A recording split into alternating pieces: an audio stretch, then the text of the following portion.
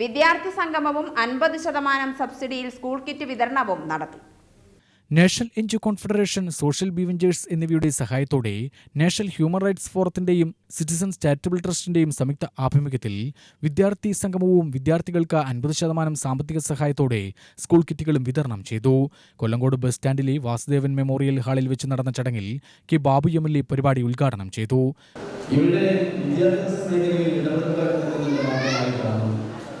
പഠിക്കുന്ന കുട്ടികൾക്കുള്ള പഠനോപകരണങ്ങൾ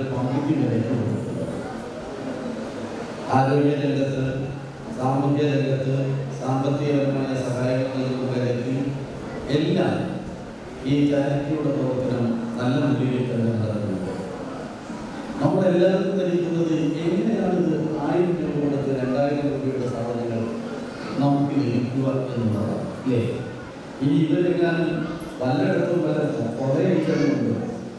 ഇത് കണക്കിൽപ്പെടാത്ത സമ്പത്ത് കയ്യിൽ വെച്ചിട്ട് അത് ചെലവഴിക്കാൻ വേണ്ടിയാണോ എന്നെല്ലാം നമ്മളല്ലേ എന്ത് കിട്ടിയാലും ഒന്ന് അതിനെക്കുറിച്ച് സൂക്ഷ്മമായിട്ട് ഒന്ന് ചർച്ച ചെയ്യുന്ന ആളുകളാണല്ലോ നമ്മൾ. എനിക്ക് കിട്ടിയാൽ അല്ലേ? അപ്പം ദാനം ചെയ്ത് മണിക്ക് അത്ഭുതപ്പെട്ട് നോക്കുക എന്ന് പറയുന്നത് നാട്ടിലൊരു ചൊല്ലുണ്ട്. എനിക്കാരെ സംബന്ധിച്ചറിയാം.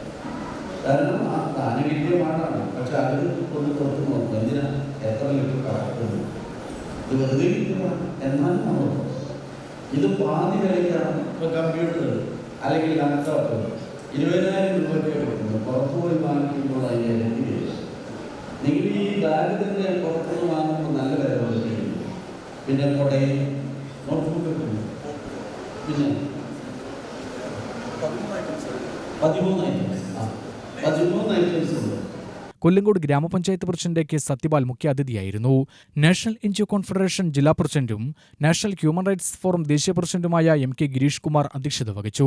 കൊല്ലങ്കോട് ഗ്രാമപഞ്ചായത്ത് ആരോഗ്യ വിദ്യാഭ്യാസ standing committee chairman PC Unnikrishnan, national NGO confederation ജില്ലാ സെക്രട്ടറി C വിനിത, ചിറ്റൂർ പ്രതികരണവേദി president A Selvan, Suresh evergreen, farmers society secretary S Suresh, R Rajesh, R Smitha എന്നിവർ സംസാരിച്ചു.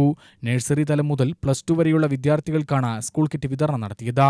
സ്കൂൾ ബാഗ്, കുട, tiffin box, water bottle, instrument box, നോട്ട്ബുക്കുകൾ തുടങ്ങി 13 ഇനങ്ങളാണ് വിതരണം ചെയ്തത്.